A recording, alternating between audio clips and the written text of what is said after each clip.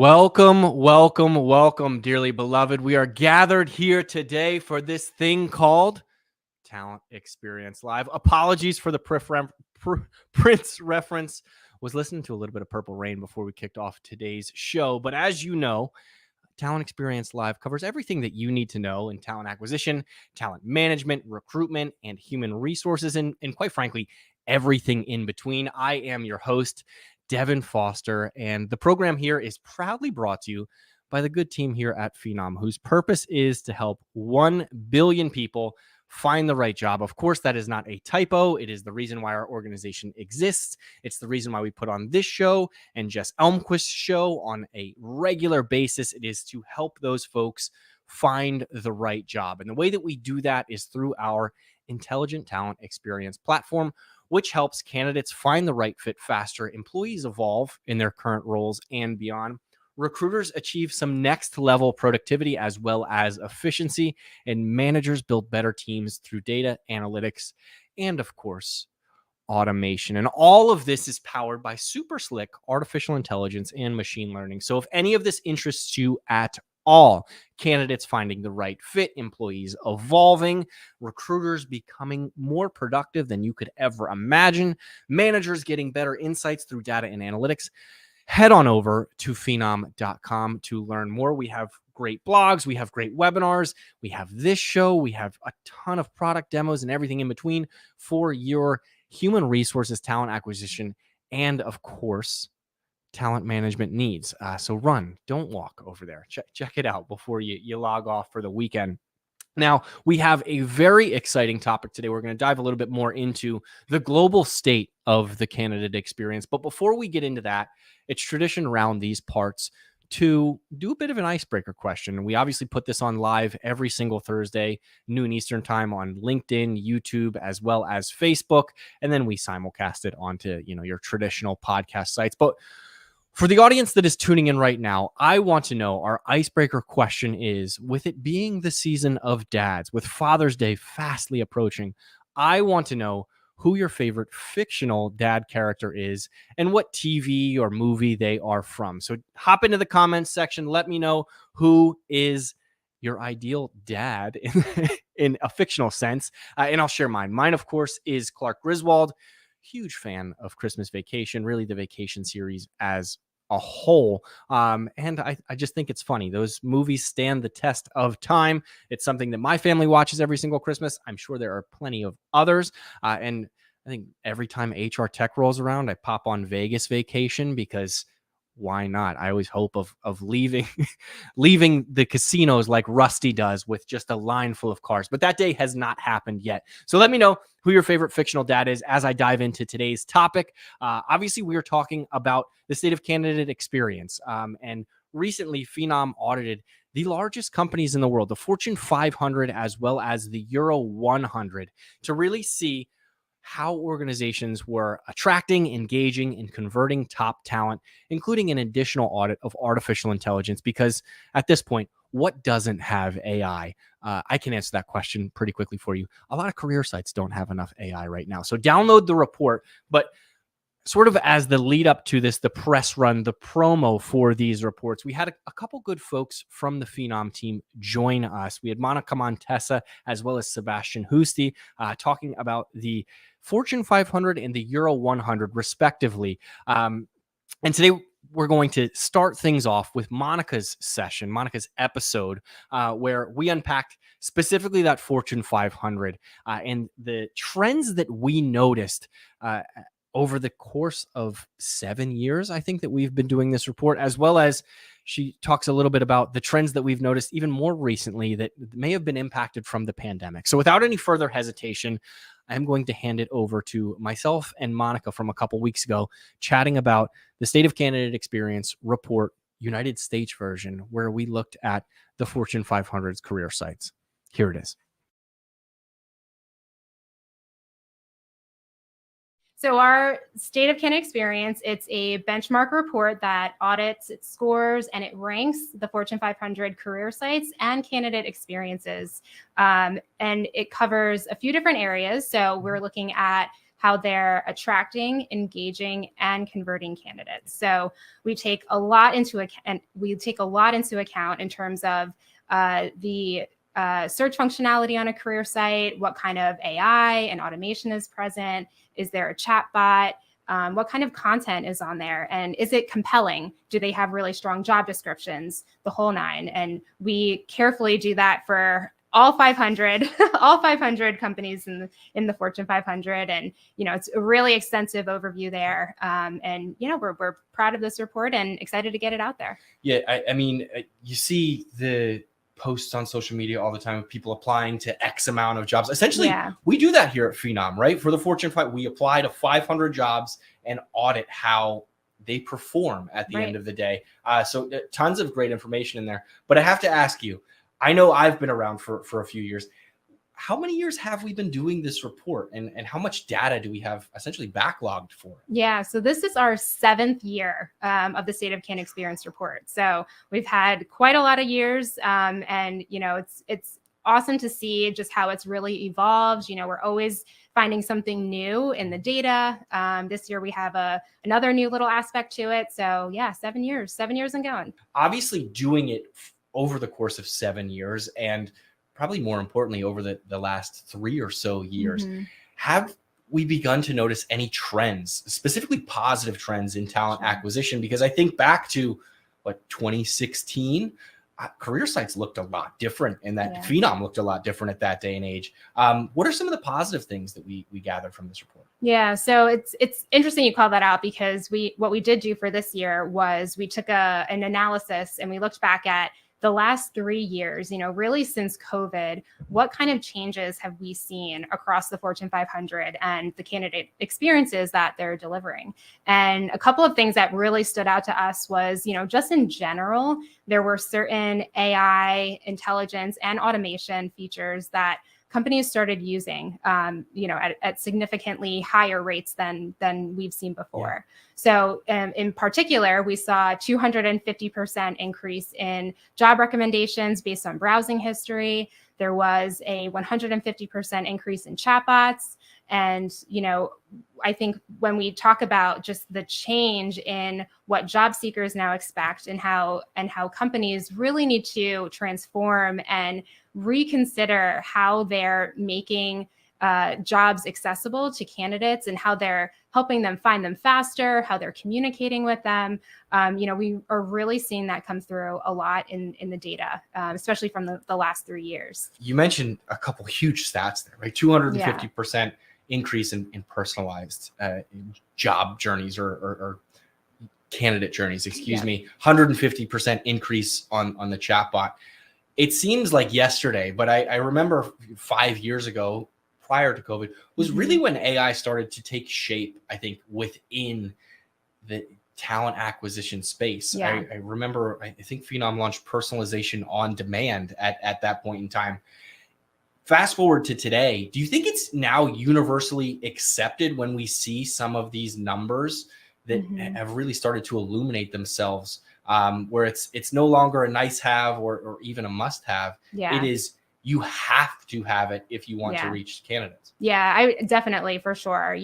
With the job market, the way that it is today, there's still more jobs than there are candidates, and candidates are more selective now more than ever before.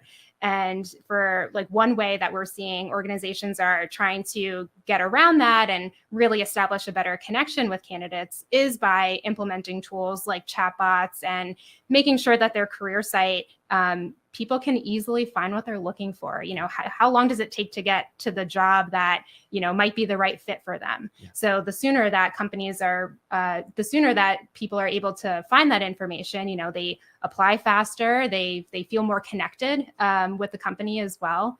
And I think in addition to some of the technology piece too, we're also finding that companies are focusing more on their employer brand and the types of content that they have on their site. Are they including information about company culture? Do they have employee testimonials? People really want to know what they're going to get themselves into. It's a pretty big decision to make, and just one quick look at a job description isn't always going to be enough. And I think what we're seeing in the data too is that companies are starting to really recognize that and do something about it. I mean, there's a number of positives that you mentioned there. The speed, right? I think of our attention spans. This is shame on me. I can't even sit down and watch a television show without opening up Twitter or whatever it may be, just out of habit. I think that's a societal issue, but again, different topic for a different time. And then you mentioned specifically there, having an organization maybe have a job description versus one that is, quite frankly, littered with content, whether it be employee testimonials, company culture, things like that. If you're A/B testing where a candidate wants to go with their attention span, where they're reading a job description, oh, here's a video. Oh, here's another video. Here's images of what they did last week. All of that is going to come into play. And it all sounds quite positive based on the 250% increase that you mentioned before. Yeah. Are there any areas of concern that were also illuminated in this report where you look at it and you think Fortune 500 companies, these are the best of the best. Why don't they have X, Y, and Z? Yeah. I think one thing that really stands out to me, and especially when it comes down to the experience that companies are providing candidates, is the follow-up that happens. After a candidate submits an application, they fill out their form, they add their resume, they hit submit. What happens after they get that initial email confirming that their application has been submitted? And one of the biggest, gripes essentially that we hear from job seekers, and I know I've personally experienced this in my past too, is you submit your application and then it's just crickets. You don't hear anything. You feel totally ghosted, and it's just silence. And you kind of just assume, okay, it's been a few days, a few weeks, a few months, like I'm going to assume that this is off the table at this point. And, I think at the end of the day, it's just not setting up a positive experience at all. And, we're definitely hearing from a lot of job seekers too, when they talk about applying for jobs and just that frustration of not knowing, is this going to turn into something? Is it not? And I think that's something that the report can usually every year, and especially this year, we're seeing that that's a major opportunity for companies. It makes sense. I equate it to, and I think everyone's familiar with e-commerce shopping, right? Yeah. You log on, you purchase something, you get the initial email that says, hey, we've confirmed your purchase, but then you don't get shipping details afterwards. Right. You have no idea. I live in the city, Monica. Packages go missing all the time. I need to know when I have to hop off a Zoom meeting and run downstairs and grab something. When we take that thought process and we apply it to talent acquisition, candidates want to know where they stand, where they are in the process. If they're waitlisted because other folks are moving through, that transparency is what we all strive and look for. But that brings me to a different aspect of it. When we talk about the Fortune 500, it's 500 organizations, right? Sure. We are comparing Apple to Southwest Airlines and everything in between.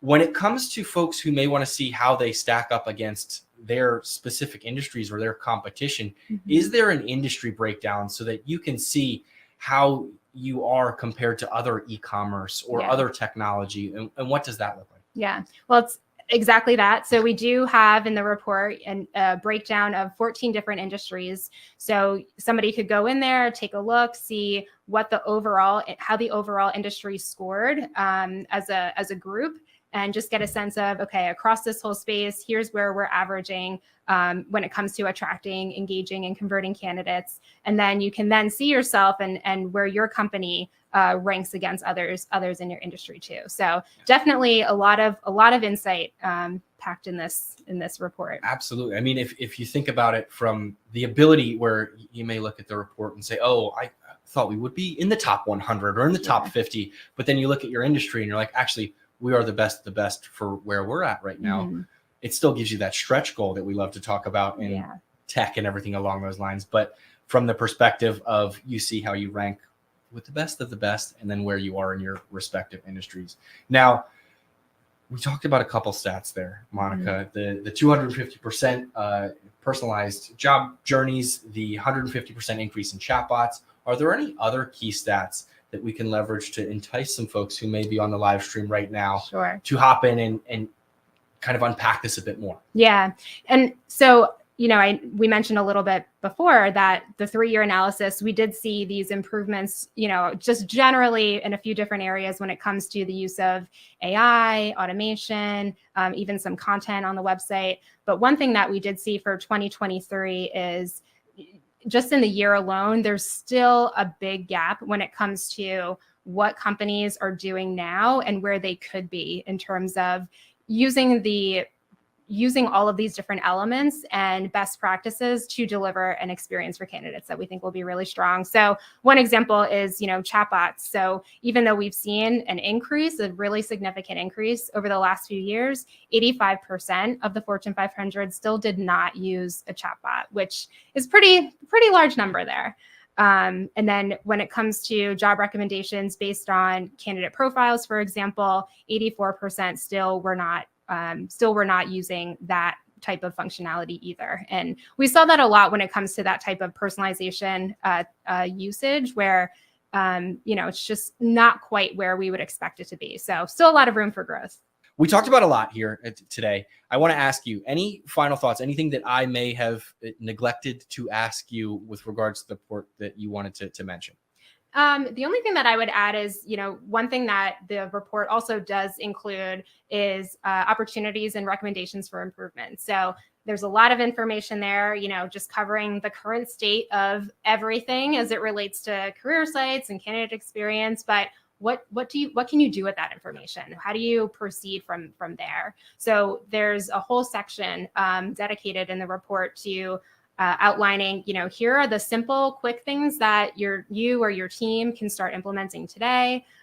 Things like, just starting to get more active on social media, all the way to more long-term plans and strategic and technological changes that organizations can consider, like implementing certain AI technology, making sure that you have those personalization features on the career site so that you're quickly connecting people with the right job. Things like keeping up to date on all of the new and upcoming technology. Yep. There's so much now that's being talked about with generative AI. Yes. We just had a whole live event on that a couple of days ago.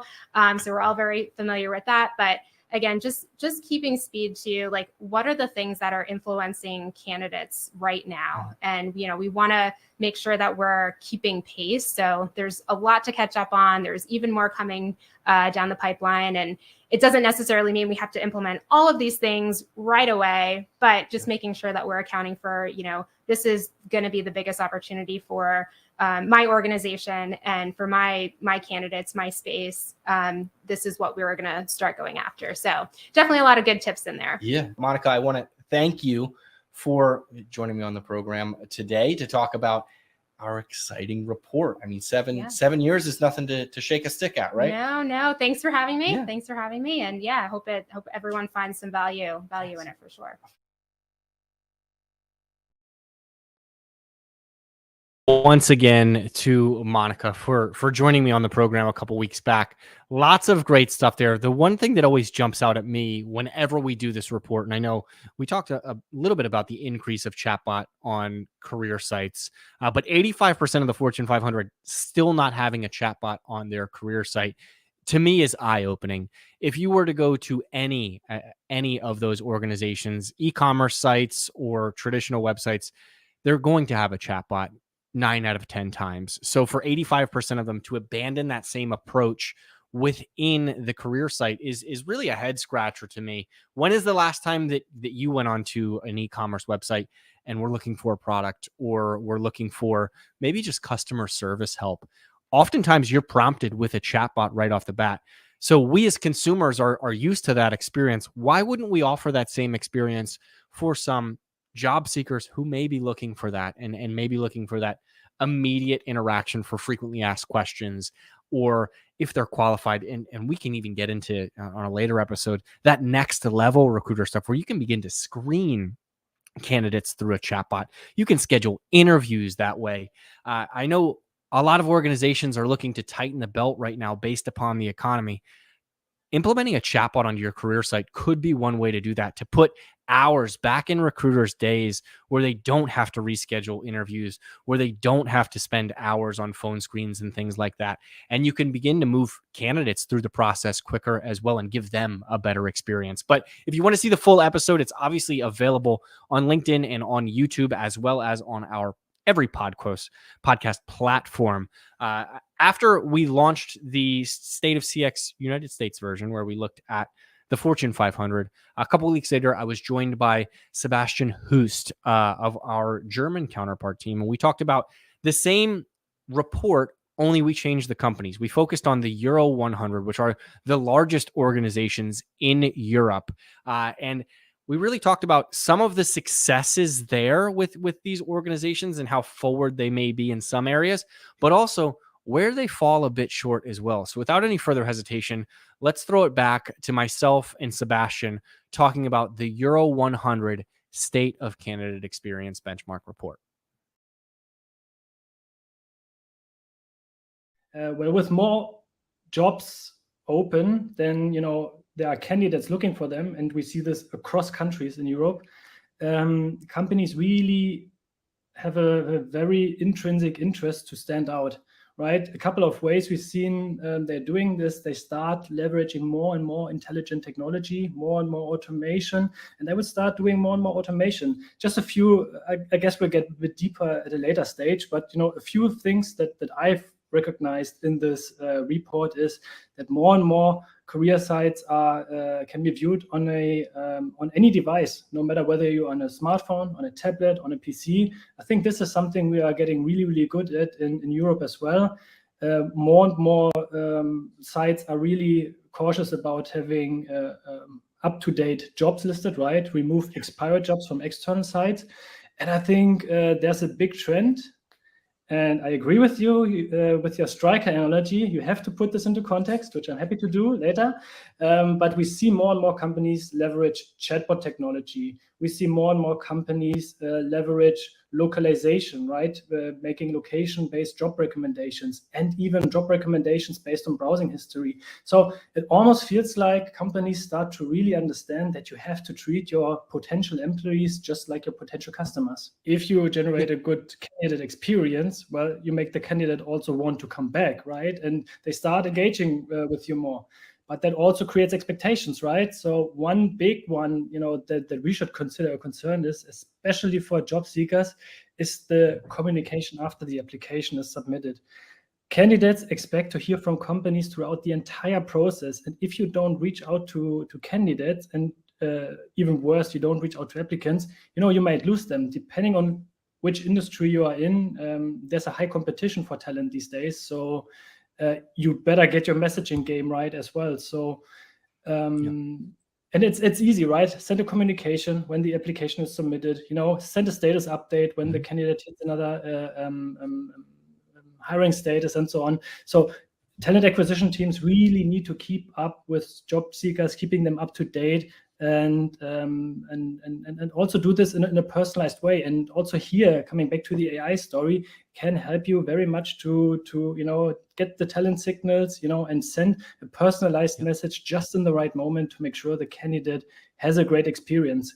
I like to say, when I am talking to CHROs, is the candidate experience doesn't end on the career side, right? It goes to the entire talent selection process. And coming back to the sample that you mentioned earlier, right? If people don't hear back from you, get a bad candidate experience, which has a bad impact on your overall company reputation as an employer.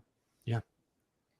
No, absolutely. And one thing that I think is becoming more and more relevant in today's age is job titles, job requirements are changing. When we look at artificial intelligence, right? There are folks who may be in an organization and they're looking for that next step in their career, but they need examples of, something similar in their industry. That's, hey, we are in transportation and logistics, and now there is I don't know, an AI logistics coordinator, maintenance person, right? Or whatever the case may be.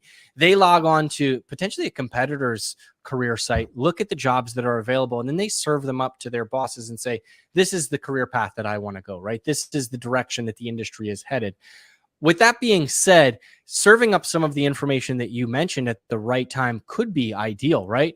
Let's say they find a job, they don't, get the promotion that they want at their current organization, and your company is leveraging AI and a fantastic candidate experience to send them an email that says, hey, we saw you looked at this job, it's still open. Are you still interested? So there's a lot of key components there. And I say that specifically on an industry level, because I think when a lot of these organizations, I know in the Fortune 500, I imagine so in the European 100 as well, they don't just compare themselves to the 500 organizations as a whole, right? If you work at a logistics organization, you are going to compare yourself to other logistics companies because you're, in most cases, fighting over the same talent, right? So is there an industry breakdown for organizations to look at and say, hey, how did we stack up against the competition and their candidate experience? Absolutely.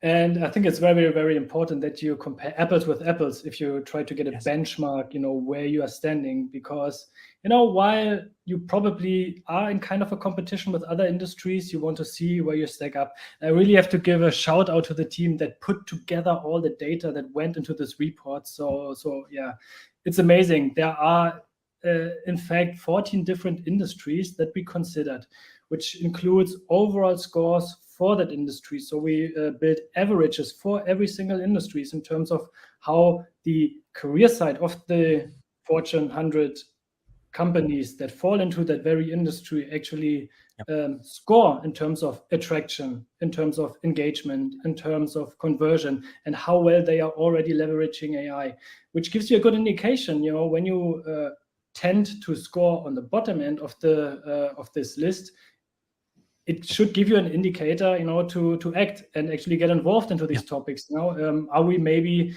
not attracting enough candidates? It actually also shows you where your bottleneck could be, right? It's great if you attract a lot of candidates, but if you are very bad at converting them because your application process is too complicated, then this is something to think about. And that should give you also arguments to have a discussion internally, right? When looking for new products. Looking at that from an organization perspective, I think is vital because you can immediately identify our conversion is through the roof, but we're not attracting enough folks. We have to really get more content out there, whether it be relative content to the candidates. You can offer a personalized journey, which serves up jobs and recommendations. But if there isn't a day in the life of a logistics coordinator or a day in the life of a sales representative at their organization, they may be disinterested. So great point there. You mentioned some of the metrics, Sebastian. I want to ask you, are there any stats that you may have remembered, because they jumped out at you, or something that you remembered offhand that may entice some folks to go and download the report right now that you really thought were shocking? Oh, 100%. I actually want to close the loop now that I opened earlier when I said, hey, there's a great trend, more and more companies do job recommendations based on browsing history. In fact, the number said, and I'm having in front of me here, it says that 525% is the increase of companies that actually leverage so this seems like an awesome increase, right? While at the same time, one has to say that in total, if you look at the consolidated report, 75% of all of them still don't do it, right? So there's a trend going into this direction, but there's still a big gap to close. So also a big opportunity to actually implement that now and, be ahead of the curve in the next year, maybe. Same goes with chatbot usage, right? There was a 67% increase in using a recruitment chatbot compared to last year. But still 90% of the Fortune European 100 companies still don't use a chatbot, although this is the number one conversion helper, so to speak, on the career side. So if you bring candidates on the career side, the chatbot is the 24/7 assistant that you are looking for, in order to get talent into your pipeline. So not leveraging it is well, it's a lost opportunity, so to speak. So I would say these two are very striking out. So we do go into the right direction, but there's still a big gap to close. Yeah, at a quick glance, a 525% increase, you think, oh, this is fantastic. But when you look at it and you say, well, 75% of the European 100, that's 75 companies, still don't have that personalized job recommendations. You think, maybe there's something to scratch your head at. Chatbots as well, 67% increase is fantastic. But when you look at it, that organizations as a whole still aren't adopting it enough. I think that's going to change. We mentioned this trend with generative AI, with products like Phenom X Plus, and really the ability to have conversations with, digital algorithms, if you will, to get to the right place, to find the right job. I think we're going to see an increase in a little bit more adoption of that. Sebastian, you mentioned 75 of those, or 75% didn't have the personalization that we touched on there. If there's an organization that potentially wanted to learn more about why they didn't score higher, where can they go to get more information about the State of Candidate Experience European edition? Oh yeah, definitely. They can just reach out to us. Let's make it easy. Okay. Shoot us a direct message. If you want, you see my name here. You can also ping me on LinkedIn if you like, and I'm happy to do the talks. I'm very well connected to the people who actually captured the data. We really understand, what are the positives, what are the negatives, or I shouldn't say negatives, but maybe room for improvement. And and we'll actually show you, what could be fast tracks to get better, and how should you tackle this from a strategic point of view, also for the long term? Absolutely. No, the DMs are open. We understand that. But one question, and this is a big ask of you, Sebastian. Let's say you are company Euro 101, so you weren't included in the report, or 105, or you're rapidly growing, right? There's a lot of organizations out there. Is there a way for them to get audited and, as you put it, compare apples to apples on the same grading scale with the European 100? Is there a way for them to take a look at what their candidate experience looks like? You bet there is. So we are candidate experience freaks, and obviously we love to, and we are data freaks. So obviously we love to generate these kind of reports also individually. So we're taking your request for a career site audit, and it will do just what you just described, right? It shows you how you score, and then you can really see how you would rank against these companies of the European 100. So we will treat you just like a European 100. Sebastian, I want to thank you so much for joining me today. If anyone at home wants to download the report, you want to speak with Sebastian, you can do so at phenom.com. You can shoot him a message on LinkedIn if you want to speak with him personally. But thank you so much again, and we'll see you soon. Sebastian, is that all right? Thank you for having me. Looking forward to it. Awesome. Take awesome. care. Have a great day.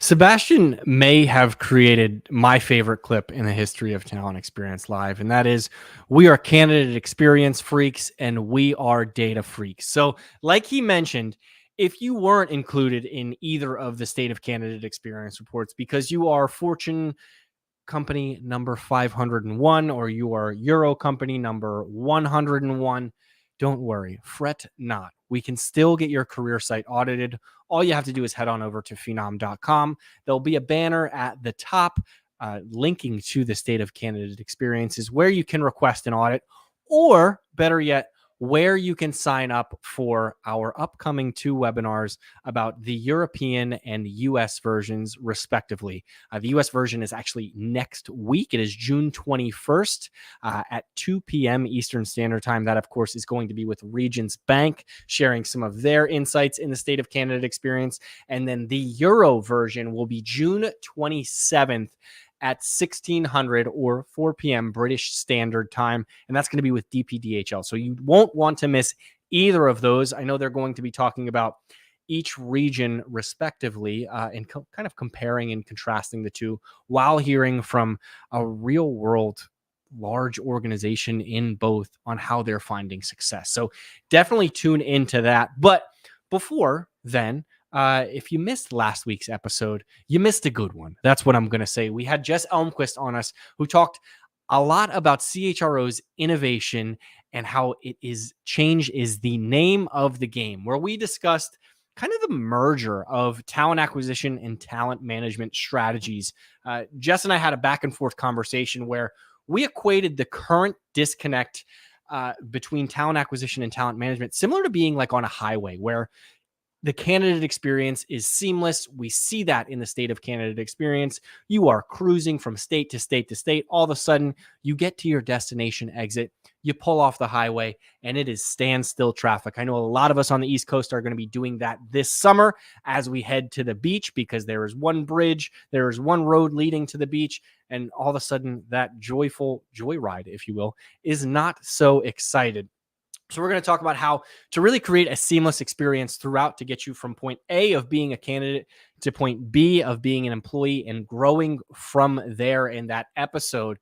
Because right now, the current state of talent marketplaces is almost as if you're going through a drive-through line at a fast food chain and someone in front of you is trying to do something.